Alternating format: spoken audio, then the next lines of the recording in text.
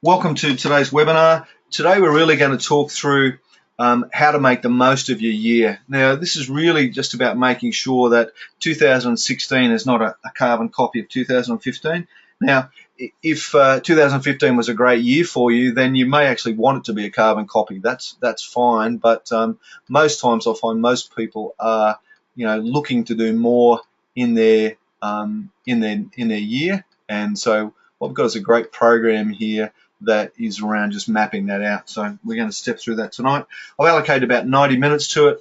We might go a little bit shorter than that. I don't think we'll go longer, but we'll do it. Now, I'll take you through a few things. Now, we're going to use the question box, so I'll get you to type questions and comments and feedback into that question box, make it a little bit interactive so that we'll use that. So get used to using that. I'm going to ask you to use it a few times tonight. So if we get... that question box has vanished again. I don't know what I'm doing. Anyway, I'll have to just go and find it for you later. So before we begin, I guess I just want to take you through, a couple of important concepts that we need to settle on, we need to work out before we get started and move into the detail. And I think the first one that we've got to think about is making sure that we get the destination first. So, in Mindshop we talk about now, where, how. It's really important that we start to map the where. So we have a clear understanding of where we're heading and what we're trying to achieve and why we're trying to do that. I think it's really important that we get that. And my experience is the clearer we can get the destination, then the easier it is to come up with that plan. So destination first is absolutely critical. Because it's about building, three things I find: emotion, conviction, and connection. So you want the emotion, so that ties you into your goals emotionally. You need to get some conviction that these are the right things. So the more clarity you can put in it, the more convicted you be. And then the clearer your goals are, the easier it is to connect and communicate with others around them. So I guess the challenge is to make sure that that we're getting all those things together. And doing all those things. So that's the first step. Become more is, I guess, the second concept I want to think about. And this is, I think, a key focus for most people, and it's about personal growth. And to be honest, I find that the I'm okay, Jack sort of scenario that comes up isn't the best attitude. That most businesses and most people strive to achieve more, and particularly we need to grow as leaders and managers in our business. As we've said in previous webinars, the environment that we're working in is far more complex and ambiguous than it's ever been. And I think that requires us to be better leaders and to grow personally. So what has helped you to grow in the past may not be the skills you need going forward. So I think a commitment to personal growth and development is really, really important if you're going to take your business forward. And the third one is working your plan. And for me, that's more than just developing your plan. That's actually about implementing it and going back to it and changing it and updating it and working on it. So too many plans are set and forget, and I guess I don't think that's right. I actually think a plan is a dynamic document that we should pull out regularly, and therefore I'm all in favour, as my clients will know, of one-page plans and simple plans that we update and work to. So, and I think as a business coach, I always walk into businesses and I find that there are plenty of businesses where we have plans, but we're just not implementing them. Have great plans, some of them don't write them down, some of them don't review them, whatever. Often people don't have a plan. But those that do often fail to implement. So think that through carefully. Now, there are three sort of things. I'm going to run a little poll here. So I want you to just hopefully that's going to work. Yeah, it will. So quickly, you should be able to just click on the screen there and say, of those three areas, which area do you need to work on to have more success in 2016? Okay, so the last few entries, about 85% of you actually voted, and it's pretty even. So it's 34% for destination, 31% for personal growth, and 34% for work to plan. Which I think is quite interesting. About partway through there, it was 40% for work to plan, so balanced out quite nicely in the end. So fairly evenly balanced. Probably if we had a option D, all of the above, we probably would have got a fairly high rate there. So I guess it's saying is we need to do work in all these areas and focus on all these things. So all right, so thanks for that. I'll just close the poll. There's the things here. What have we got going on here now? All right, so sorry, Sally, just got your question. What do I mean by destination? So the destination, we're going to go into that in a bit of detail, but it's really about where you're heading and where you want to end up at the end of the year. So if you remember from back to now, where, how, it's really about where we're going. So hopefully I'll cover that for you in a bit of detail in just a minute.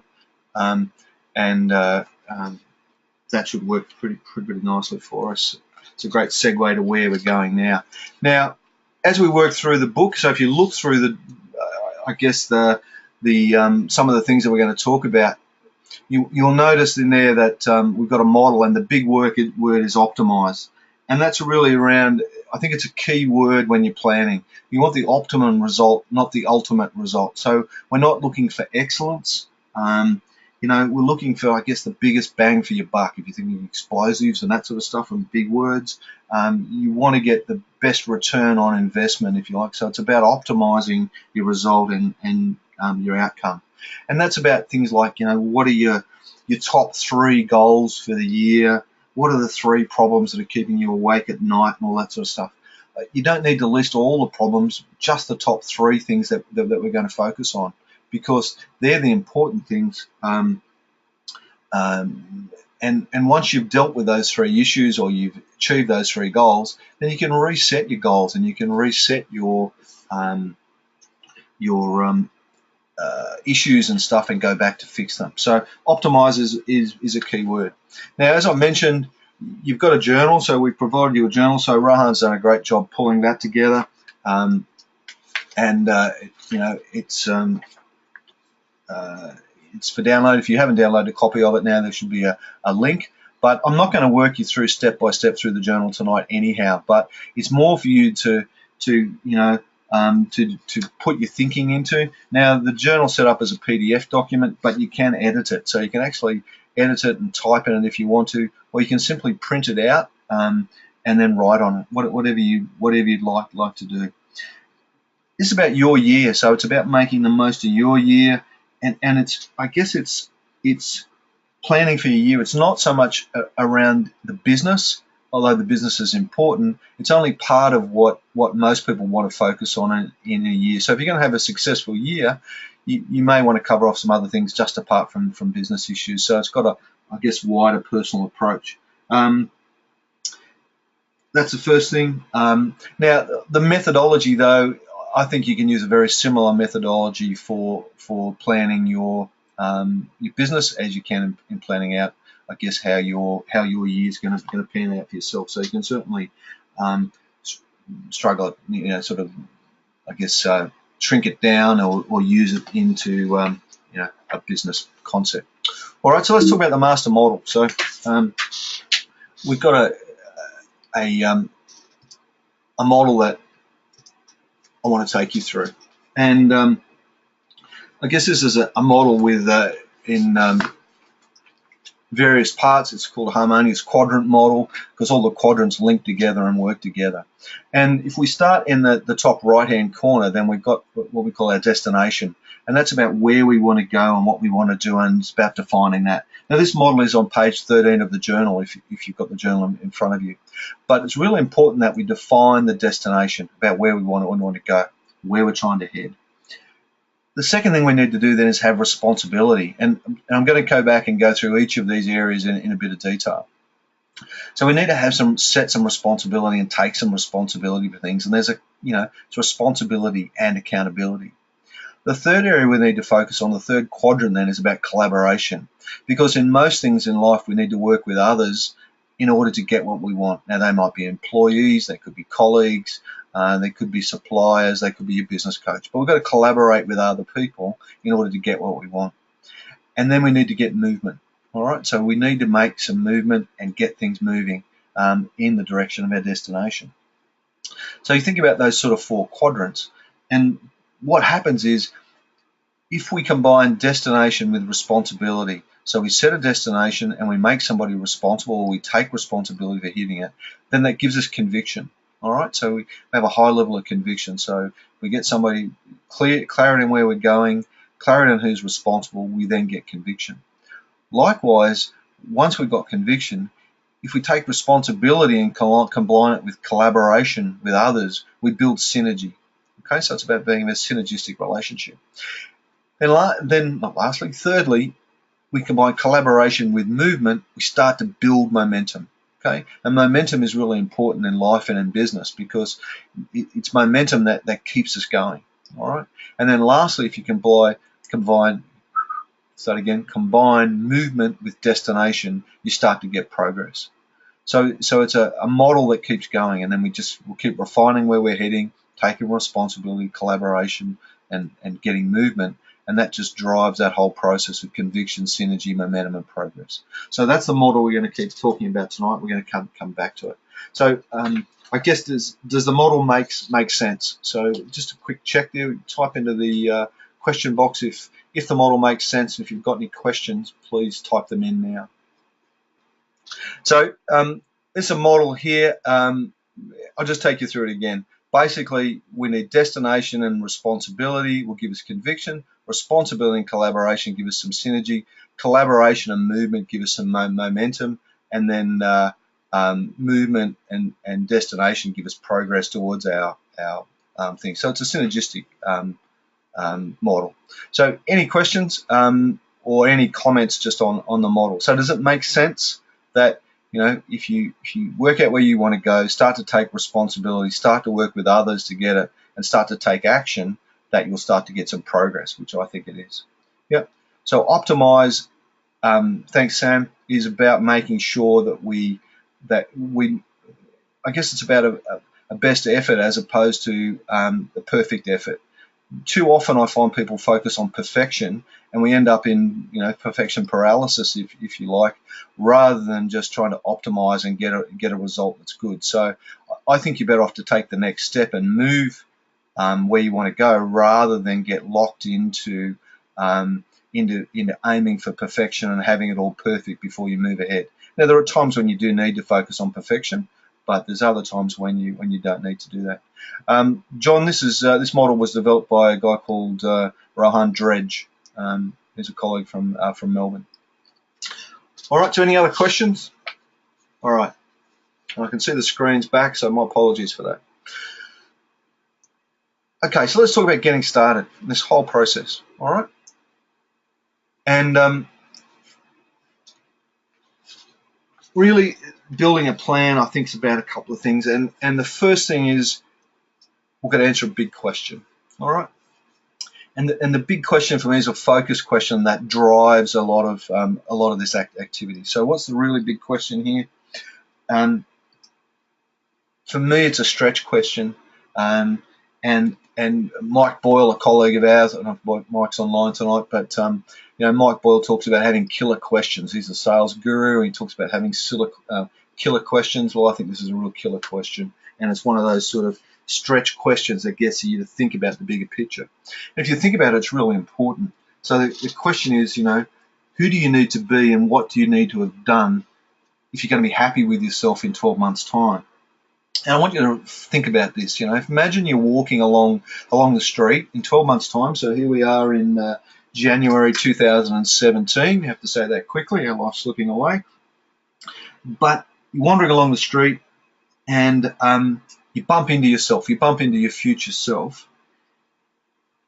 What do you need to have done, and what do you need to be doing at that time, or what do you need to be absolutely delighted to meet yourself at that point? To be really happy with that future self of yours. And I guess it's an esoteric question, but it's also a powerful question. So I really want you to think about and take the time to do this. Not now, but in the future, you need to take the time to do this and sit back and relax and think through this question.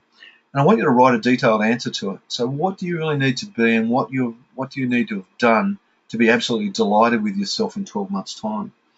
And the reason why this is really important for me is because if you take the time to think about it and reflect on it and really tie into the emotions. So if you think about the emotions that meeting your future self and being really happy, you start to generate emotions. And what happens is emotions generate thoughts. Your thoughts become words, and then your words become action. So thinking and visualizing some of this stuff is really, really important. But getting this question asked is really important, because what I want you to do with that question is to dream big. Okay. Now, I forget who told me now, but somebody said to me once, you'll overestimate what you can do in 12 months and severely underestimate what you'll do in 5 to 10 years' time. And that's been true in my life, and maybe it's true in yours as well. And part of it is you've got to dream big. We want to dream big and imagine big, those sorts of things. And I guess, with this process, take the time to relax. Grab yourself a cup of tea or a glass of wine or a beer or whatever it is. Make sure you relax and dream. All right. Get the pictures really, really clear in your mind, and then write them down. Take the time to write them down. Okay. So, you need to dream big. Write it down, and do that. Now, if you're not good at writing, so if you're not good at writing stuff in a journal, and you don't feel comfortable doing that, then draw it. I've done some great workshops with clients where we've actually drawn our vision, particularly with teams of people, and we've drawn our vision. And to be honest, and I won't name any names, but the stick figures look like the drawings of my kids when they were in kindergarten, and probably my art skills now. But it wasn't about the quality of the artwork; it was about the ideas and the concepts that we had, and putting them down. It's interesting, if you draw them and instead of writing them even in words, you have a much higher recall of what your vision is. So take the time to draw your vision, write it down if you want to. You can use the journal to do this. So there's part of the journal that's this is what this is all about. So the journal is there for you to start writing down your plans and your aspirations and all those sorts of things. And but if you don't want to use the journal, then just get a standard notebook. So those of my clients will know that I carry a journal with me wherever I go, and I write my ideas and my plans and my aspirations and all that stuff in that journal. And I don't do anything else in it. I don't write client work in it. I write stuff about me and my business and my life in it. And it's really quite a powerful tool. All right, so make sure that you think big, you write it down, answer that question. Who do you need to be, and what do you need to have done to be delighted to meet yourself in 12 months' time? I think it's a really powerful question. All right, so give me a little bit of feedback in the question box. So how are we going so far? Do the concepts we're talking about make sense? Again, any questions on things you'd like me to cover again, just type them into that question box, which is actually on my screen now so I can see it. Good stuff. Thanks, Carol. All making sense?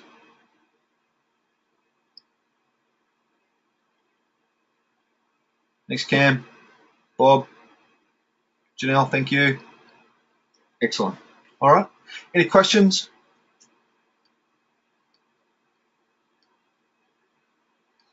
Thanks, Jeff. Thanks, Lodi.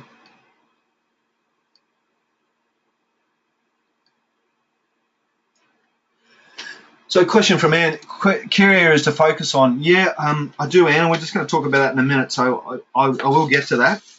So good question, thank you. But I will address it in just a second. Yeah, so John's saying he's more likely to dream big if he has a dialogue, so maybe to think through, yeah, dream it up. Is that because you like to talk about it, John?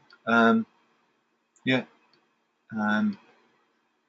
I find often it's great to brainstorm with somebody else and dream with somebody else, might be a significant other or somebody else important to you, or just to share your dreams and your aspirations with somebody else. Yeah, it's pretty. I think there's a lot to it. Yeah, whiteboard's a great idea. So if you haven't bought a whiteboard, everybody go and buy one from your local stationery supplier, and hang it on your wall and use it. I've got one in my office. I use it all the time. I just jump up and draw stuff on it all the time.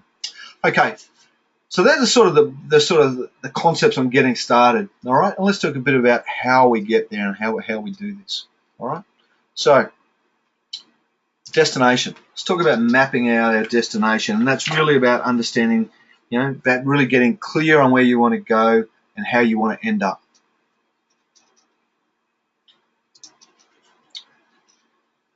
First thing to do is look forward. Okay, so here you can use the manual in the book of life. Sorry, the manual on page 8 of the manual. There's a wheel of life, which has got sort of 8 key areas for you to focus on in your life. In my shop, we use a similar wheel.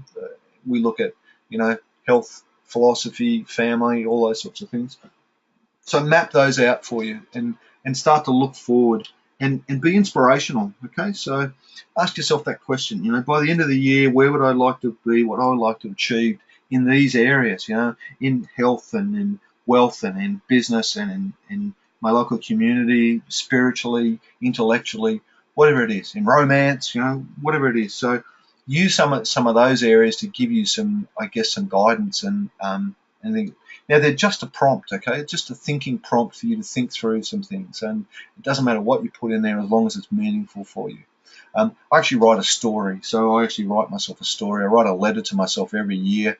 I've just written one looking back on the previous year, so it's a letter that I've written myself from the future, and I say, what a great year it's been, blah, blah, blah. So it doesn't matter how you do it, but write it down. Look forward. Really important that as well as looking forward, that you take a little bit of time to look back. Where have I come from? What have I learned? So think about I guess I don't dwell too much on looking back, and particularly not flagellating ourselves over things that haven't gone as well as we like and those sorts of things. But make sure you do look back and particularly learn from the lessons. So if things didn't go as well for you last year, what are you going to do to change it? Don't just keep repeating that. So change. What am I going to do to change it and make it different? Okay. So look back. Where have I come from? What have I learned? And then in this case, you can also use the wheel of life. So on page 7 in the journal, there's space there to do a current wheel of life, which is really looking back. You're saying, well, where am I now, and what am I not happy about, and what would I like to change about my life in terms of wealth, finance, romance, all those things, health and fitness, all that sort of stuff. Okay, so use that sort of wheel of life to look forward and look back, and because we're looking sort of for gaps. Now remember that in building plans there are 2 creations, so all things are created twice. That's a quote from Stephen Covey, who passed away the year before last. Amazing man. 7 Habits of Highly Effective People is still one of the best books you'll ever buy, and it's still a bestseller. And in that, Covey talked about there's the mental creation. So we always go through a mental creation phase, and then we go through an actualization phase. So if you like, the mental creation phase is the blueprinting phase. It's the planning phase of something, and then we go through the phase of actually building it and creating it. So Jeff, you'd be really familiar with this in the building industry. You've got to have a blueprint to build a great house, to get the foundations right, to do all those things right, and you can't do that without that. So make sure that you're creating things twice. So take the time to sit down and plan out what it is you'd like to achieve. Write a good blueprint for your year. Now the journal gives you a great framework to do that in. It allows you to break things down into months and year planners and all that sort of stuff. So it's got a whole heap of things there, and I think that's a great way to do things. In business, with my business clients, I'm starting to break things down on a 90-day plan. So we have an annual operating plan, 3 to 5 year strategic plan. We break that down to an annual operating plan. We start breaking that down into 90-day plans now and be really clear on what we want to achieve in the next 90 days. So we start to achieve more. And then I think there's a really big question to ask yourself, particularly in business, around the destination. Does everyone in your organization know the top 3 priorities for next year? I think it's a really powerful question. So if I stopped every one of your employees in their lunch break and asked them this question, how many of them would get it right? I think that's an important question. So tell me, why do you think it's important that everybody in your organisation, or a large proportion of your organisation, understands what the focus is for the coming year? Just type your answer to the question area for me.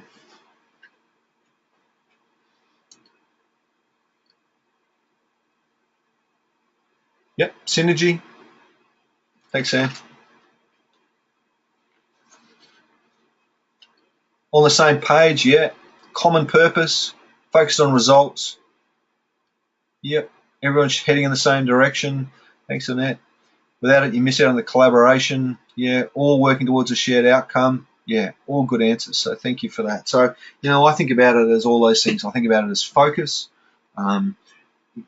That gets everybody focused on the same page, and everybody focused on a common outcome. It's really important. It's about communication. I find it really hard if you don't communicate if you don't communicate your goals well, then communication sort of tells me that's probably lacking in your business. Hard to collaborate if you all don't know what we're aiming for and what we're working towards, and that's about teamwork.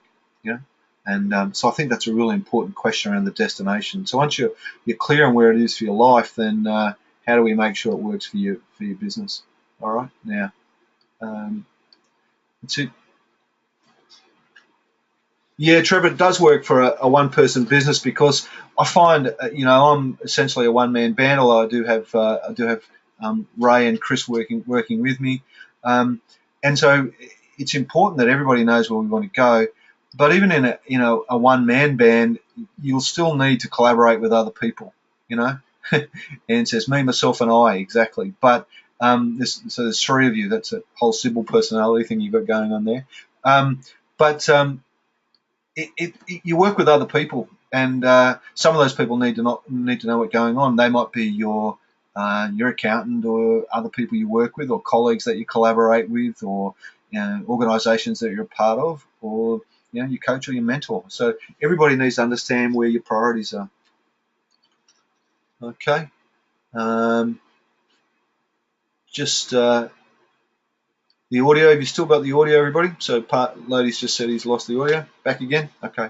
Sorry about that. Okay, good. Challenge with steam-powered internet here out of Innes Park. But anyway.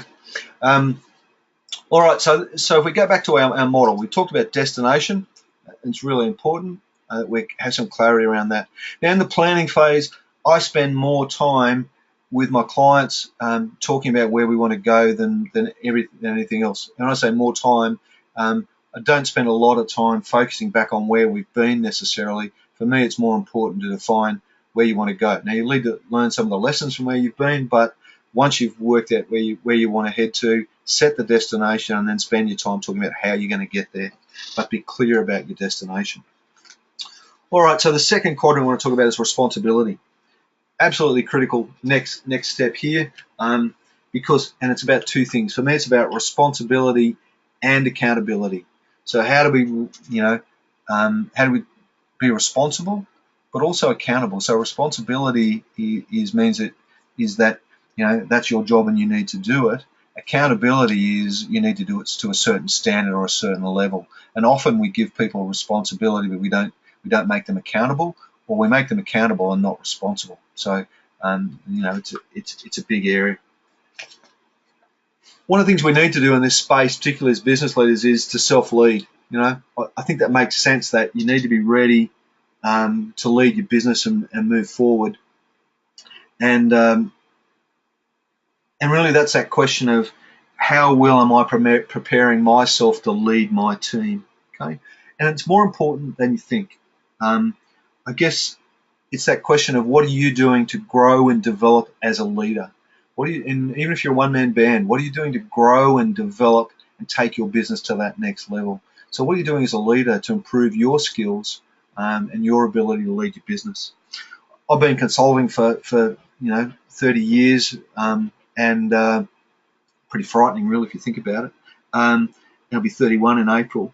And what I've found is that most businesses tend to either plateau or stagnate at a level that's defined by the capability of their leader, of their leadership, if you like. So I find that small business and family businesses tend to stagnate or plateau at a level that's defined by the capability of their leadership to lead and manage that business. So we need to grow and develop. If we have aspirations far beyond where we are at the moment, then we need to lead and need to be ready to lead, and we need to build our skills as a leader. And there might be business skills, there might be leadership skills, there might be interpersonal skills, but we need to grow. Okay, that's really important. Second thing we need to do with responsibility is go public. And Marshall Goldsmith said, when you go public, everyone knows, and there's nowhere to hide. I think that's really important, and that's about accountability. Now, I'm not suggesting that you need to put all your goals up on the internet or take out an ad in the local paper. What I'm talking about is make yourself accountable to someone else. Okay, so think about it and say, right, what have I got to do to make myself accountable to somebody else? So that might be your business partner, it might be a colleague, it could be a friend, it could be a coach, it could be your accountant, it could be anybody. But let somebody else know those goals and give them permission to follow you up and chase you on those goals and to harass you slightly if you're sliding behind things. So go public on the goals, share them with somebody else, get them to hold you accountable.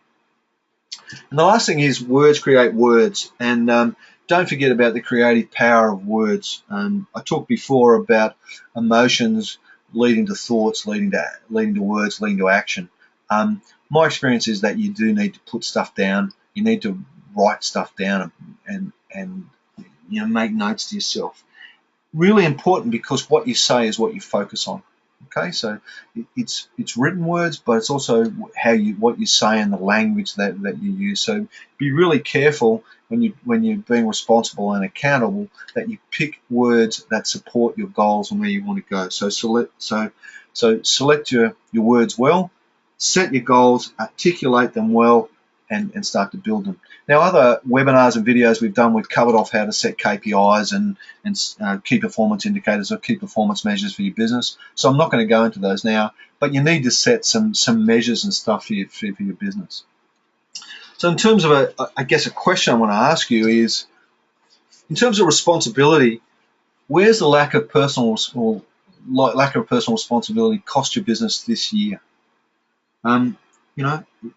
I think we have to take responsibility for our actions. It's easy to pass the blame onto other people. But if you think about your business, where's the lack of personal responsibility cost you and your business this year? And I don't mean just in monetary terms. Sometimes it can be in market share or credibility or just in energy, or you burnt some relationships or you've done something.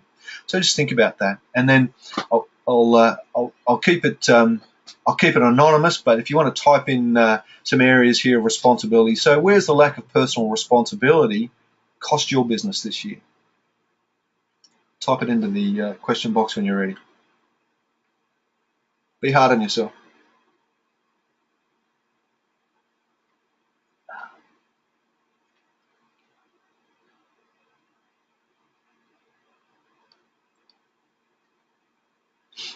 Yeah, timing has slipped because you just didn't hit key dates.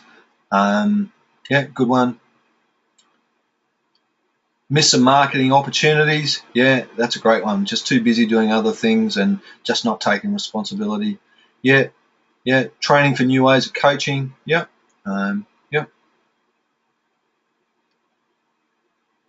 yeah, lack of time. Yeah, so you just got to make that time, don't you? And sometimes that's really important.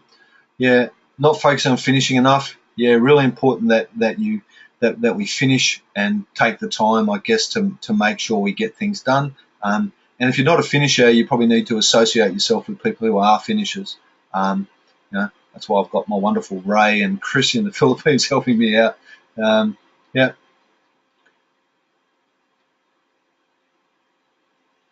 Yeah, having better impact. Yeah, focusing on pipeline of sales, that sort of stuff. Being away for too long. Yeah, that's right. So you can spend too much time out of the business. Okay, so responsibility is really important, and often we just sort of gloss over it. And I see it in plans where we don't make people responsible, or we make a team of people responsible for actions. Really important that you have one person or you take responsibility. I think part of the problem is we often try and bite off more than we can chew, and it's just too hard. So I would encourage you to focus on less things and do more of them. I guess is what I'm thinking of. All right, so next part of our model here is about collaboration. All right, so we've talked about destination, we've talked about responsibility, we're now talking about collaboration. Really important that we think about collaboration. So for me, collaboration is about working with others, it's about teamwork, it's about getting the most out of our staff and our employees, it's about doing things with our families, it's all that sort of stuff. So collaboration is really important. And then, there's a great quote I like by Woodrow Wilson. It's about, it's about using all the brains you've got and all the brains you can borrow to get what you want to do. I think it's really important. So think about these questions. So what's the team that you require to help you get to where you're going to go? So some of them will be work team, but there'll be other people you need to engage or work with. They'll be partners or joint venture partners or collaborators or consultants or, contractors, professional services people, whatever you might need to get the job done. Who are you going to collaborate with? I remember going to a Tony Robbins thing many years ago about wealth mastery, and one of the things that they taught in that was to be successful at this, you need to build yourself a team of people around you that can help you do what you need to do. So picking your team was one of the most important things that we needed to do. So how do we go and sort of collaborate with others and build more? There's a couple of things I think you can focus on.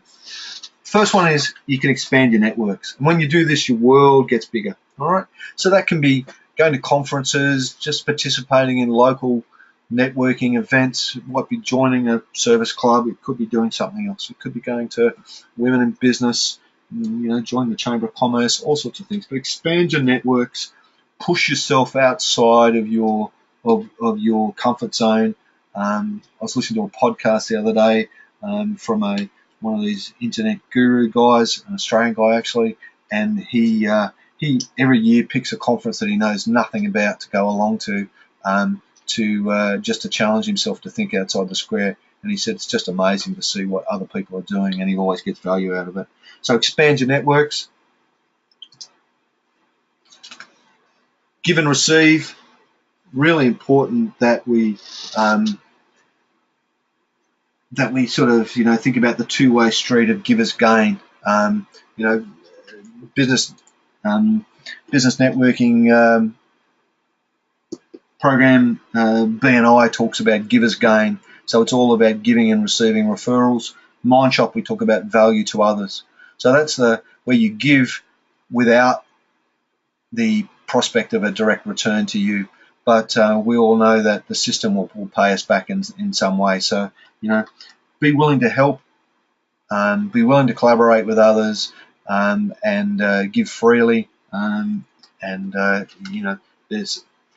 find that that's a great way. The more you give, the more you'll receive. And if you participate in collaboration, participate in things and collaborate with others, then they'll collaborate with you and help you as well. Third thing to think of in this space is about who and why. And listen a little bit about destination for me. So it's a couple of things. I guess it's a double-ended thing. It's about who are you going to collaborate with and why you're going to collaborate with them. What's in it for you, but also what's in it for them. I think this is really important. And, part of it is you need to understand why you're doing it. It can't just be for material gain. People see through that pretty quickly. So why are you collaborating with people, and why are you working with others, and why you're giving freely of yourself? So think about that sort of stuff. So the why is really important. We've talked about that in Simon Sinek's program. The golden circles. If you haven't looked that up, just type Simon Sinek and why into YouTube. It's about a 20-minute video. It's quite inspiring. So he talks a lot about having to understand your why and why you're doing things. Well, I think that's important when you have to collaborate with others and work with others. Who do you need to collaborate with, and why? Why should you, and why should they? Why are you doing it? So think about those sorts of things in terms of collaboration. It's really important. All right, so that's collaboration. I guess there's a really important question with collaboration. That's who does your job when you're not present? And it's something that we often don't think about in business. And I often think about it. We do a workforce plan for somebody, and we sit down and help them map out their workforce and where they want to go. One of the most important columns there to think about is the column that is the emergency column. So, basically that says if somebody gets run over by a bus or, can't come to work for some other reason for a longer period of time, who's going to step up and do that job? Who are we training and developing in our collaboration programs and our teamwork programs to cover off on that eventuality? Now, I'm not wishing that anybody gets run over by a bus, don't get me wrong, but it does. Things happen. People get injured. People, can't come to work for long periods of time. Who does your job? So the question is, who does your job when you're not present? Type the answer in the questionnaire in the question box for me, please.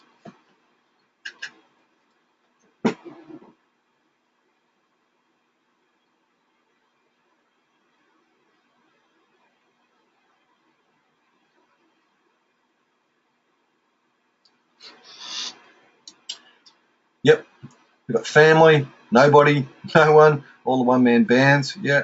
Some managers, yeah. Other colleagues, yeah. Yeah. So it's worth thinking about, isn't it? So who can we get to step up into our position? We've got partners sometimes can do it, yeah. Yeah. So yeah, sometimes we've got family members and stuff to drop in there. Yeah, delegate to other employees bits and pieces of the role, so we can do that sort of stuff.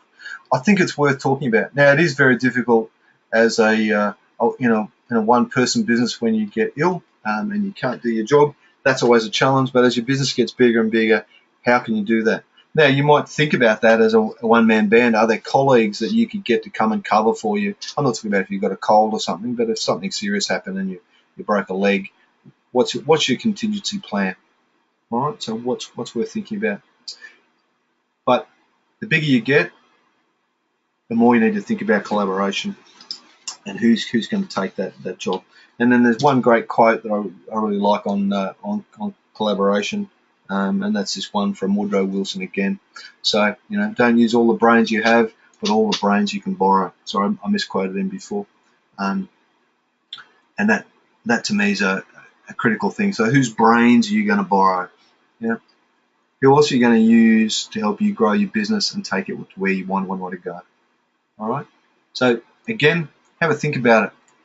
Whose brains are you going to need to borrow, and type that answer into the question box.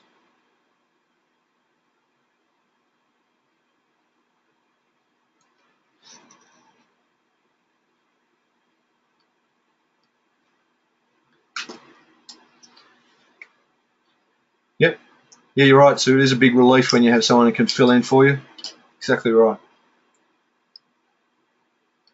Yep. So marketing's going to cover for you. Who else? Web design. Yep. Industry. So yep. So you can borrow from other industry members with expertise. Great work, Tony. How about my coach? Like that answer. Yep. So you can borrow my brains anytime you like. Won't take you long to exhaust the full supply of those, but anyway, worth the effort. Thanks for that. Yeah. So there's lots of brains you can borrow. Lots of expertise you can draw on in order to help you. Yeah. Lady, I've never been called modest before, but thanks very much. Yeah, you can borrow your bookkeeper. Yeah, I draw on bookkeeper all the time. And then, there you go. Google's your friend. So you can always draw on the internet. There are plenty of brains out there. They're happy to help you. Lots of information out there to help you get where you go. So collaboration is really, really important. And I guess it's one of those things I think that gives you that real synergy in your business once you get it flowing right. All right. Cruising along quite nicely as far as time goes, so that's all right. So in terms of movement, for me, this creating movement in your business and moving ahead is about the next best step. Okay, so what's the next best step you can be taking? It's harder to say than it sounds, but what's the next best step you can be taking in order to move yourself forward? And what I'm talking about here is making progress, not perfection. Okay, so as I've said before in tonight's webinar, we spend too much time focusing on getting perfection. I think it's about progress is really important. And often when we fail to get movement, it's because of I guess of one of the three setbacks. And I noticed the slides are just taking a while to catch up, so I'll just take a moment to just grab a drink. But I guess it's really important that when movement slows down, we think about the three setbacks. You know, there are three primary setbacks that we often stumble across. Sorry, just bear with me just a sec. And those setbacks are disappointment. So we're often disappointed in something or someone or ourselves or whatever, and they stop us moving forward. There's discouragement, so we're often discouraged by someone or something, and that's can be quite demotivational, set us back. And there can be distraction. We get distraction by all right. Okay, so I'm getting some messages. There's some thunderstorms around and passing over the place, so we may lose some people, and hopefully we don't lose power at this end. All right. Anyway, so thanks for letting me know that. So three setbacks. So there's distraction for you. Okay, so we're distracted by other things.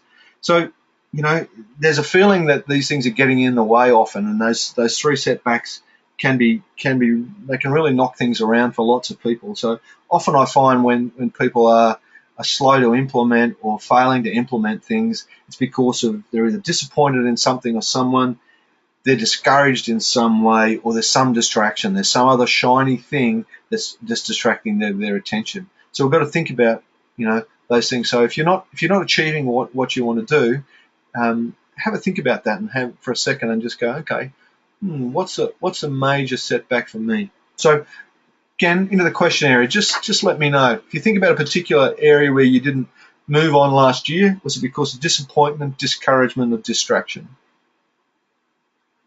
I could have done a poll on this one, couldn't I?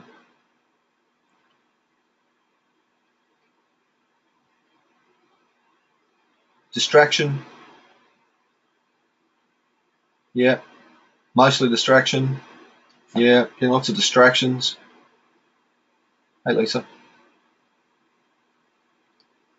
IT rubbish, that's just a distraction. Yeah, difficult understanding concepts. Yeah, distraction. So, easy to get distracted, if I could talk. Yeah, bit of disappointment. Yeah, disappointment in the weather. Yeah, that happens. Too many things to focus on. Yeah, disappointed with staff. Yeah, disappointed with self. Disappointed with the level of profitability that we've made. Yeah, all good. So as you can see, those setbacks are alive and well, and I find the easiest one, is distraction. I guess and things like losing a crop to weather if you're in horticulture and all that sort of stuff, it just becomes discouraging, doesn't it? So you get discouraged by it, and knocks you around. You get disappointed, and you get distracted looking at other things. But if you're having trouble working out what you're going to do with things and where you're going, then make sure you just think about those things and say, okay, I'm disappointed, discouraged, distracted. What am I going to do about it? Second thing we need to do if we're going to get some movement, I find is resource up. So make sure we've got the appropriate resources to get the job done.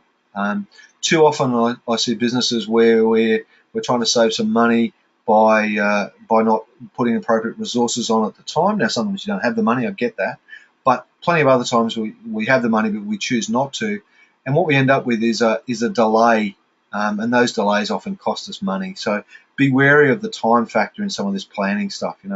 you know, and it's easy to do that. So one of the ways to get good movement is to make sure we're appropriately resourced.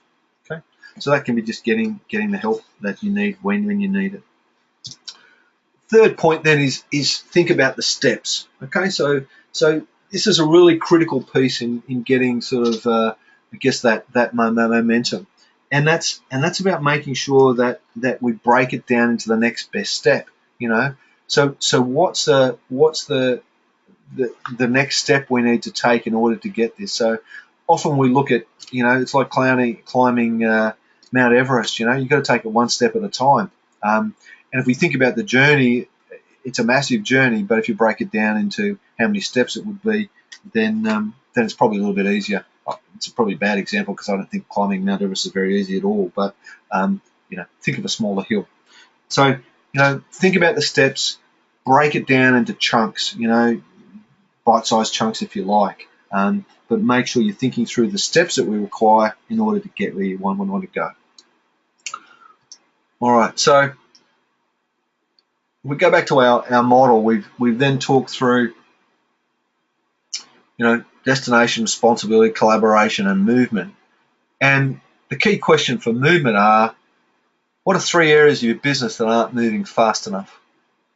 Okay, so just take the time to think about that. 3 areas of your business that you really like to move fast enough. And it could be in a particular department, it could be in a particular, you know, particular staff member, it could be in doing something.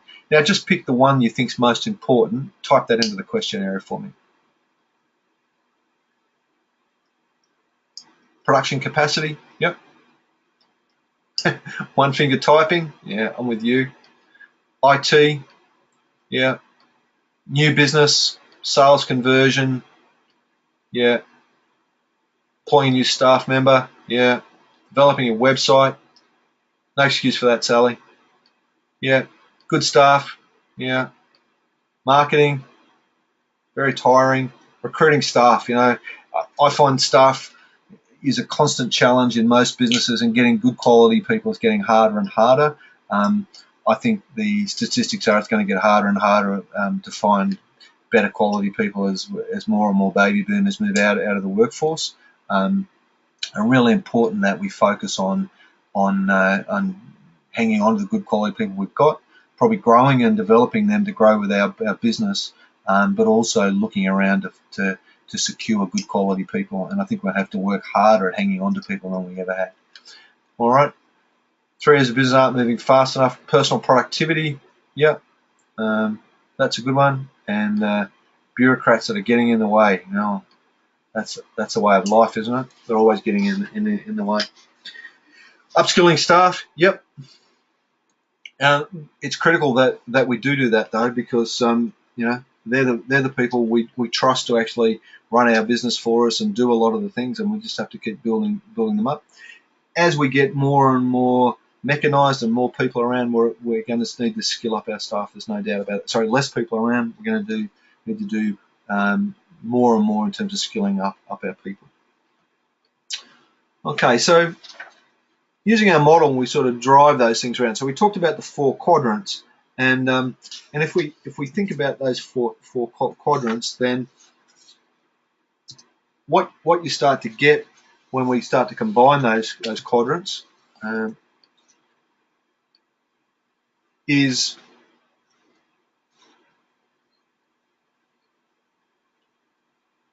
we get focused on our destination, and then we start to take responsibility of things. We start to collaborate better with others. We start to get some movement towards our destination. We start to get on. So, as I mentioned earlier on, when we have destination and responsibility, we get conviction. And I just want you to imagine your business and think about if we doubled our level of conviction, what will we get? You know, if you doubled the level of focus in, you know, for your business. So, you know, that model is really quite simple. You know, it's about giving people the destination of where we're heading, some clarity about all that, and what you expect from them, and then setting some responsibility and making them responsible. And maybe it's for you to do that to yourself, set some destination responsibility to get that conviction. So it's about focus and conviction If you doubled your level of conviction, what would you get? Tell me. Type into the question box. I don't think I've ever used a question box this much before. Anyway, type it in. Double the level of conviction. What are you going to get in your business? If you can have your people far more focused and can, a lot more conviction, get a lot more progress. Yeah. Get tired. Yeah. Way better results. Yeah. Much better outcomes. Yeah. More profit. Good one. More fun. Yeah, definitely. Definitely. Yeah. More dollars. Better return for effort. Yeah. More reward for the effort you put in. All those things. And I think fun's a big part of that return for effort. I mean, I don't mean fun as in, that I mean enjoying what you do. So it's a sense of achievement and things from doing that. And everybody gets that sense of achievement. And I guess that's something that's important for lots of people. So that's conviction. So really important that we focus on getting conviction in our business. We think about then the model and we say, right, okay, if we then go to we've got our conviction, we want people to take responsibility, we want them to work with others. And that's about synergy. Yeah. And synergy is really important. So synergy is about how well we work together. Yeah. And it's about efficiency. It's about effectiveness. It's about a whole heap of different things. So,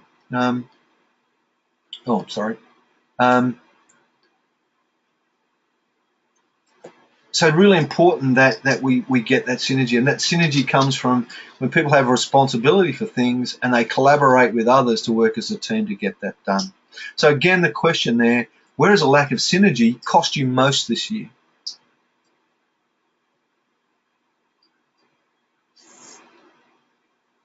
If you can identify it, where's it cost you? The fact that people aren't pulling together, aren't working, focused on the one thing, because synergy doesn't work without a destination. So you lose some people. Yep.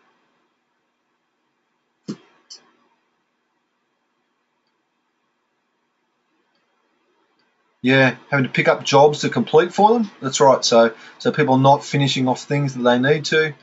Yeah, information not being shared properly. That's right. Yeah. Things take way too long. Yeah. Distraction, wasted resources, delays in implementation of projects, all those things. Yeah. Lack of agreement about priorities, loss of momentum. Exactly. Yeah. Didn't have as much fun. Exactly. Less productivity. End up with frustration for you and industry level, and and failure to express your goals to your staff. Yeah. And that's part of that responsibility thing. John, is you've got to make them responsible. Got some clarity around that. Yeah. Yeah. And you end up with confusion, lack of direction, failure to share the load, those sorts of things. Okay, so synergy is really important, and I think it's something we often overlook in business. We want everybody to act together as a team, but without a common goal and without clear responsibilities, then it's hard to get collaboration. Okay, so I think that's really something to think about. We then go back to our model. When we've got collaboration and movement, we start to gain momentum. Yeah. And I guess the key question here is, if we're going to get momentum, and why is momentum important? For me, momentum is basically something that stays on track and maintains its movement. I'm sure there's a physics definition that I can't remember about momentum, but it's that question of what do you get when your business moves all by itself? Yeah. So what do you really get when you've got that momentum in your business and it just takes on a life of its own? I've seen it in clients' businesses. It's quite amazing when it happens, when you get that collaboration and focus on activity. You really do start to see businesses think. So you get self-starters, yeah, and that's really important, yeah. Thanks, John, for the little physics lesson. Yeah, momentum equals half the mass times the velocity squared. Wasn't really what I was thinking of, but thank you. You get success, yeah. Opportunities to expand, yeah. More work and being hopeful, yeah. All good. So momentum is really important in business because I find without momentum, we're too stop-start. And if you've got enough momentum in your business, it also allows you to plow through some times when it's a little bit tougher. So it's a critical thing to think of. Doesn't happen without collaboration, and it doesn't happen without that key part of movement. And movement is about taking action. Now, it also doesn't happen, without the previous two bits we talked about people taking responsibility and focusing on the destination, having clarity about where we're heading and where we're going. All right. So then the last part of this sort of harmonious quadrant model then is when we have movement and destination, we start to get progress. Yeah. And progress is absolutely important. It's important in our team because it's about sorry, I'm just reading some of the stuff here. Yep. Get space to do other things. Squared relationships. Yeah. That's all good. So progress, really important that we might start to make progress. And I think the small steps are really important. And often it's about starting something. So we get some movement towards our destination. Okay. And the big question here is then what small step would make the biggest difference today? So if you're going to start in the right direction and take some steps in the right direction, what small step would make the biggest difference today? Tell me about the step you're going to take tomorrow that's going to help you move to where you want to be.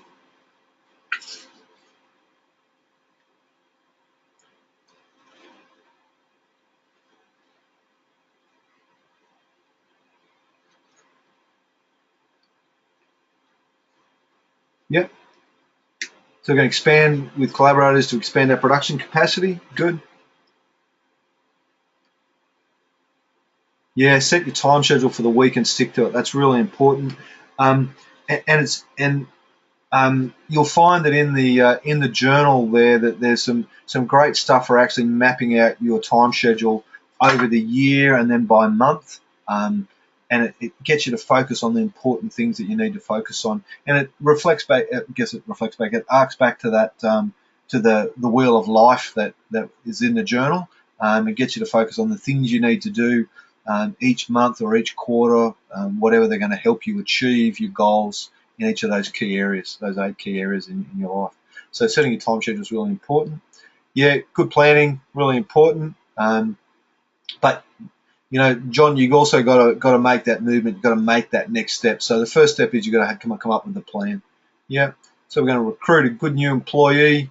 Excellent. Yeah. Manage your email traffic better. So just get rid of those distractions. Yeah. Going to map out a plan, set timeframes, and get going. Perfect. Yeah. Yeah. Contact a recruiting company to help you get somebody. Excellent. Listen to this webinar again. Thanks, lady. Good. And there's a whole bunch of other ones there that might help you as well. Have a planning discussion. Yep, good. Might have one of those on Monday. New staff. Yeah. Contact and arrange appointments with key stakeholders. Yeah, so hit the ground running.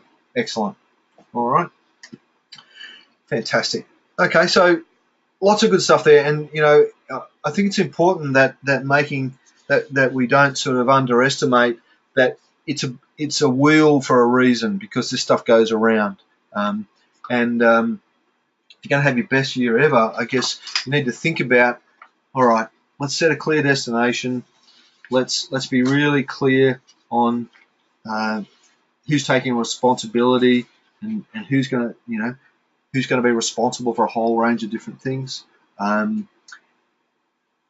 Make sure you collaborate with others, because it's really hard to do it all by yourself. So destination, responsibility, collaboration, and then movement. Take action, so take massive action, get things going, get things started. You're better off to take a couple of steps in the general direction where you want to head than to not take any steps at all for fear of taking direction in the wrong, in exactly the wrong direction. So if you want to head due north, and start taking directions in some sort of northerly direction, and knowing that very rarely in life do we go in a straight line anywhere, that you're going to tack slightly anyhow. So I'm a bit of a sailor, so you're going to tack in life as well. So it's never a straight run, but let's start at least sailing in that right direction. All right, so you're going to have your best year ever. A couple of things that we probably need to think about.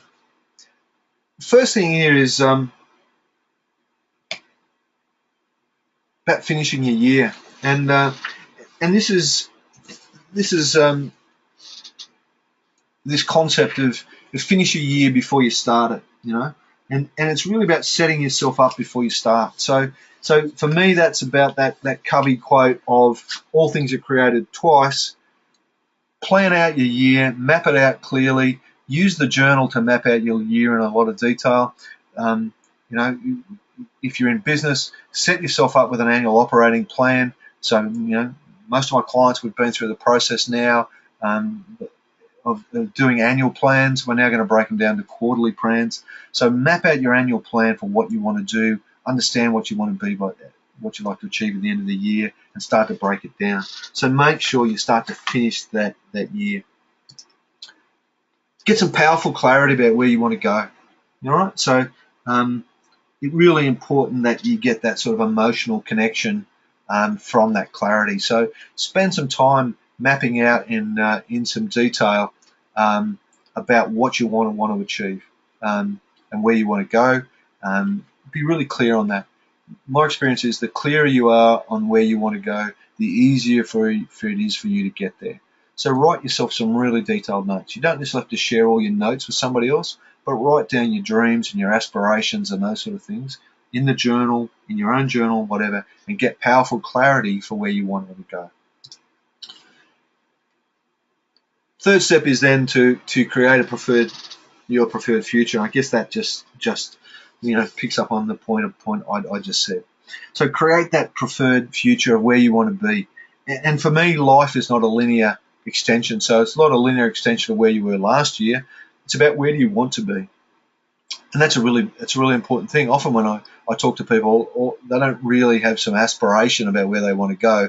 They just sort of go, oh, well, we'll do it next year. And the biggest danger you can do is do your budgets and your planning by adding 10% to last year's income and 5% to last year's costs. Think about what you want to achieve and what you'd like to achieve, because the good thing about your business is you're in control, so therefore you can do a lot of things that help you get to where you want to go. And if you don't understand where you want to go, then you're really also in a bit of trouble. Okay. So I guess that's the important stuff you need to focus on. Use the journal to drive that and to make that happen for you. All right. So the next steps from here are, I guess the problem we've talked about is most of us don't plan our year particularly well. Take the time now to use the journal and plan that out. For me, the steps are, set the game plan for 2016. Okay, so map out the plan for what you want to achieve. Make sure you've got a clear vision, so you've got absolute clarity around that, and you understand where you want to go. Make sure you're taking action. So build the action steps into it. And just sort of map all the plan out, and I guess get your action steps right. Do all those sorts of things.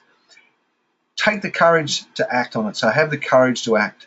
And sometimes that courage means that you need to get some support and somebody to hold you accountable and do that sort of stuff. But sometimes business is about being brave at times. I'm not talking about being reckless. I'm just talking about stepping out and doing what you need to do. So set the game plan, clear vision, action steps, and take the courage to act and get going. And you're well on your way. I guess if we can be of any help to you, got lots of free resources. So we've got some diagnostics, and worth having a look at those. There's 2 diagnostics. One's a business diagnostic, so answer 25 questions, and we'll come back to you with the 3 or 4 areas in your business that you need to focus on. based on your answers to those questions. We've got another one, change success. So if you're wanting to change your business and make some change in your life, then go and use our change success diagnostic, because it will help you to highlight the the 3 or 4 areas that you need to focus on in that. And there's a whole change model, and we've done a whole webinar, and there's some videos on the change success model on our website if you like. Got a lot of blog articles and videos full of resources on how to do some of this stuff and how to work through it. And then there's some resources. Also happy to for you to book a free 20-minute consultation with me. You can do that via our website. So just go on there. There's a thing that says, would you like to grow your business? Just click on that, and that'll take you through to an area where you can book some time with me. Absolutely obligation free. Happy to have a chat with you about your business and where you want to take it and what are some of the steps that you might want to make. So thanks again for joining us here today. Really look forward to catching up with you again in the future. We are running some webinars and just mapping out a bit of a program for how we're going to drive it forward this year. But the plan will be to keep up the quality. Really happy to take any feedback from you on areas where you'd like us to do some more, and work out how we can help you. So yeah, please don't be afraid to give me any feedback on it. I'm quite happy to take your feedback. Now, if you've got any questions about the program we've talked about tonight or anything else, then please let me know. Happy to answer those now. But apart from that, take the time to go back, have a look through that journal, start to make some notes, and start to put some detailed plans together for 2016. All right, yeah, we will put a recording up. So we'll put a recording up on the website, Rebecca. So we'll send out an email in the next few days by the time we edit it and put it all up there. But Ray and Chris will get that up for us reasonably swiftly, and we'll flick you out an email in the next few days letting you know where you can get the recording, and you can watch it again.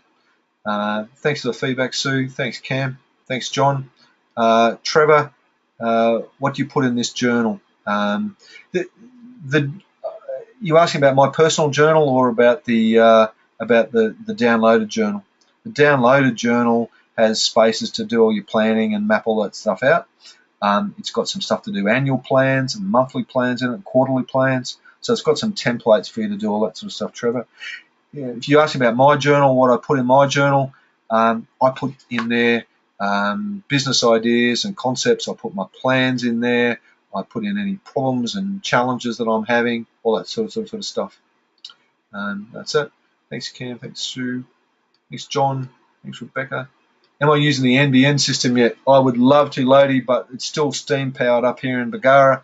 I did have a chat to my local member lately because we're supposed to arrive out here last year. They're now talking about possibly, maybe, could be 2018. So I'm not holding my breath, but I've got to find a better system than this. All right. Thanks, Tony.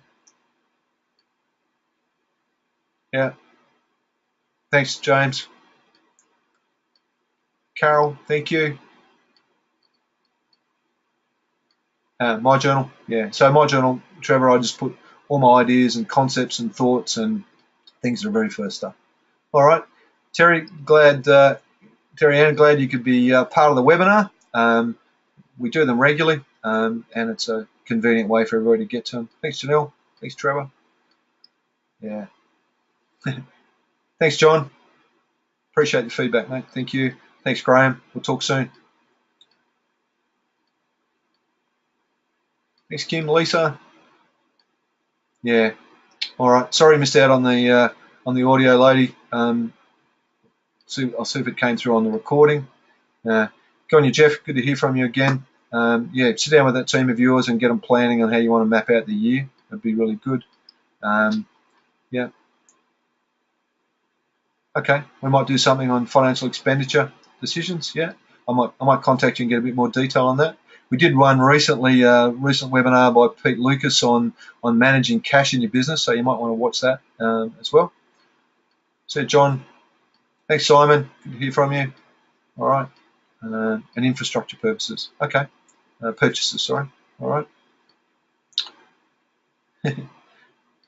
One man band webinar. I'll see what I can do. I've been thinking about doing some stuff for lone wolves, John, so that might work. All right, lady, thank you, mate. All right, excellent. All right, now if anybody's got any questions, really happy to answer any questions you may have. Um, and but if not, I'll shut it down, and you can all go and have dinner with your family. So thank you very much for joining us.